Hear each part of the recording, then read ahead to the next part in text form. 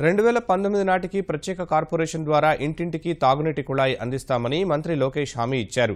చిత్తూరు జిల్లా పీలేరు నియోజకవర్గంలో పలు అభివృద్ధి పనులకు శంకుస్థాపన చేశారు. 5,000 కోట్ల వ్యయంతో లింక్ రోడ్లు నిర్మిస్తామన్న ఆయన 2019లోగా అన్ని గ్రామాల్లో ఎల్ఈడీ దీపాలు, అంగన్వాడీ భవనాలు ఏర్పాటు చేస్తామని వెల్లడించారు. 2019లోగా అన్ని గ్రామాలకు తాగునీరు, సీసీ రహదారులు ఉండాలన్నదే ప్రభుత్వ లక్ష్యమని పేర్కొన్నారు. శ్రీవారు సీఎం ఆశీస్సులతో పల్లెలకు సేవ చేసే అవకాశం లభించిందని వ్యాఖ్యానించారు. అంగన్వాడీ బిల్డింగ్లు పూర్తి చేస్తున్నాం, డ్రైన్లు కడుతున్నాం. ఇంకో పక్కన జలవాణి అనే కాల్ సెంటర్ ఏర్పాటు చేసి మీకు తాగునీటి సమస్య ఉంటే ఎవరిని అడగాల్సిన అవసరం, ఆ నంబర్కి ట్రింగ్ ట్రింగ్ అని ఫోన్ కొట్టేస్తే అధికారులు మీ ఇంటికి పంపించే. అవునా కదా? ముఖ్యమంత్రి గారు మొన్న జరిగిన కేబినెట్ మీటింగ్ లో చెప్పారు, ఒక కార్పొరేషన్ ఏర్పాటు చేయమన్నారు, ఇంటింటికి కుళాయి ఇవ్వమని చెప్పారు, ప్రతి ఇంటికి కుళాయి ఇవ్వమని చెప్పారు. అది ముఖ్యమంత్రి గారి ఆదేశాలు.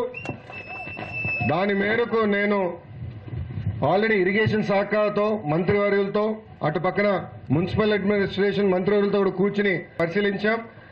దానికి అనుసంధానం చేసి తప్పనిసరిగా 2019 లోపల ప్రతి ఇంటికి కుళాయి ఇచ్చే బాధ్యత కూడా తెలుగుదేశం పార్టీ తీసుకుంటుందని సభాముఖంగా మీకు హామీ ఇస్తున్నా.